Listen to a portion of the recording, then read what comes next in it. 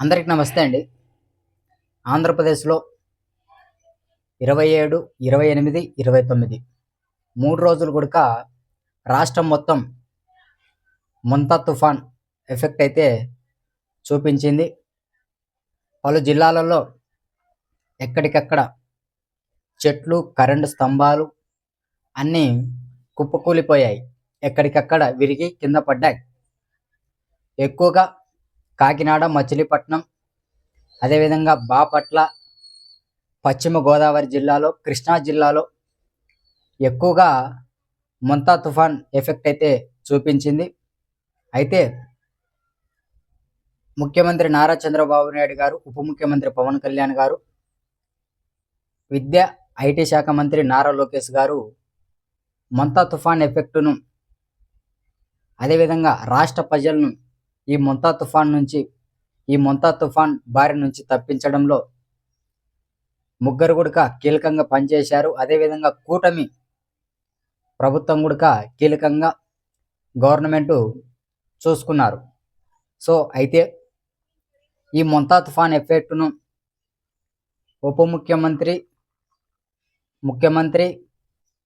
మంత్రి నారా లోకేష్ గారు 28వ తేదీ నైటు ఈ మొంతా తుఫాన్ ఎఫెక్ట్ రాష్ట్ర ప్రజలను ఎక్కడ నాశనం చేస్తుందో రాష్ట్ర ప్రజలను ఈ మొంతా తుఫాన్ అని చెప్పేసి ముగ్గురు కూడా నైటు 1-2 వరకు కూడా ఈ మొంతా తుఫాన్ ఎఫెక్ట్ను చూస్తూనే ఉన్నారు, లైవ్ అన్నమాట.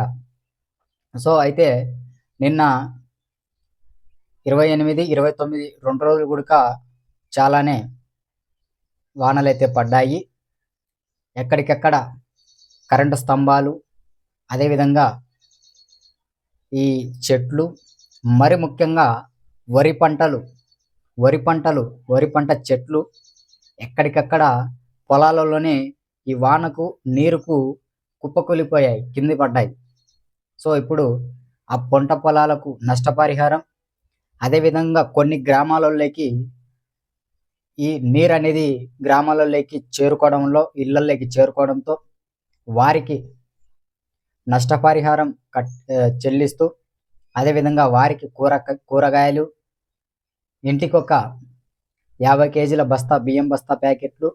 సో ఇలా నిన్నటి రోజున ముఖ్యమంత్రి నారా చంద్రబాబు నాయుడు గారు, ఉప ముఖ్యమంత్రి పవన్ కళ్యాణ్ గారు నిన్నటి రోజున చేయడం జరిగింది. అదేవిధంగా ముఖ్యమంత్రి నారా చంద్రబాబు నాయుడు గారు అయితే హెలికాప్టర్లో ఈ మొంతా తుఫాన్ ఎఫెక్ట్ను పరిశీలించడం జరిగింది, ఆయన హెలికాప్టర్లో వెళ్ళి. సో ఓవరాల్గా మనం చూసుకుంటే నిన్న పలు జిల్లాలలో ఈ వర్షం చాలా ఎఫెక్ట్ చూపించింది మొంతా తుఫాన్. అదేవిధంగా కొన్ని చోట్ల మరణించడం కూడా జరిగింది జనాలు. అంటే ఈ కరెంటు స్తంభాలు, ఈ చెట్లు అనేది పడి వారి మీద పడడంతో మరణించారు కొంతమంది. అదేవిధంగా ఇల్లులు కూలిపోయాయి. ఈ వర్షం ఏటుకు, మొంతా తుఫాన్ ఎఫెక్ట్కు ఇల్లులు కూడా కూలిపోవడం జరిగింది. ఇదండి.